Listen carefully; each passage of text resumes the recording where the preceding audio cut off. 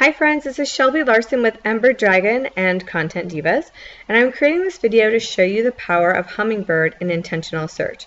So since we've all been using the internet, we all know that how it works is you type your search terms into the search bar and Google algorithms process what you're asking for and puts the best results that it can configure in front of you.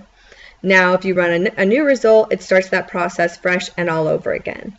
And so with Hummingbird, since Google rebuilt its search algorithms for the first time since 2001, it's doing things differently. It's now, not only is it chaining the words together in your search query to find your intention, but it's actually trying to chain together your searches.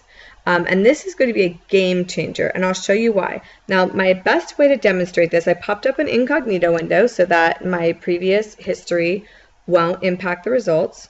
And the best way to demonstrate this is by using verbal search, because there seems to be a layer of sophistication turned on in verbal search that's not currently turned on in text-based search. But once it does get turned on in text-based search, it's going to be a bit of a game changer, because when people go to your analytics, what is it going to mean if the term is which is the best one?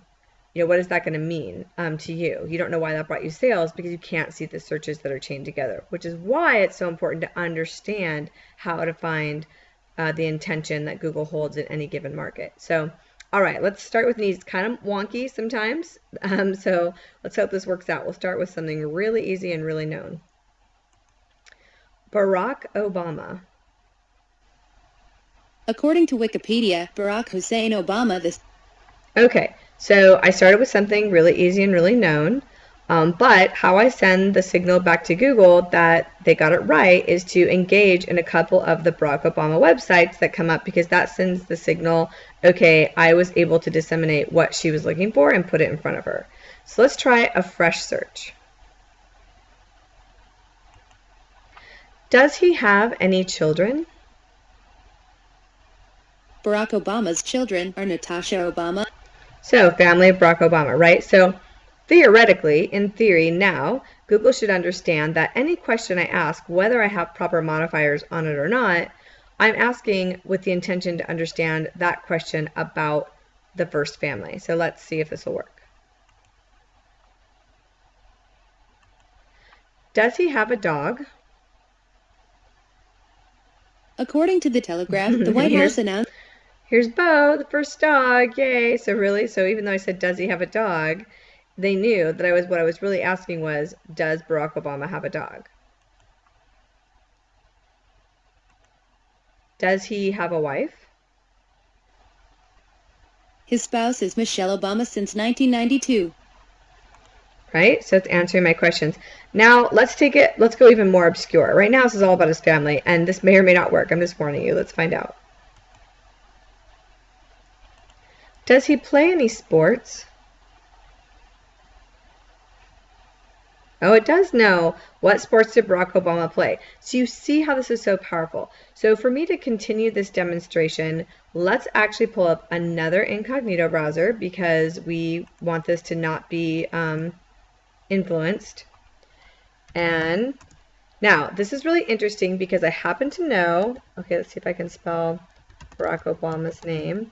I happen to know that Hummingbird's starting to work a little bit, because when I do who is his wife, it will say things differently. Okay, so let's go here. Okay, fresh search. Ready? Fresh search. Does he have any children? Question mark. And this is just, does Hitler have children? I'm really going to refrain from making a funny political joke about that. Lil Wayne's kids. Does she or have it? It's literally just trying to figure out these words. Does he have any children? Okay, well, how about, does he have a wife? Usually I can get the wife to populate somewhere. Oh, but only if I do it right after Barack Obama. That's interesting. Now I found if I do Barack Obama followed by does he have a wife, she will come up like third or fourth result. So it's starting to change. And let's try, no, let's not. Okay, so anyway, you get my point. So in our previous world of text-based searching, just like I just now did, each search is a fresh search.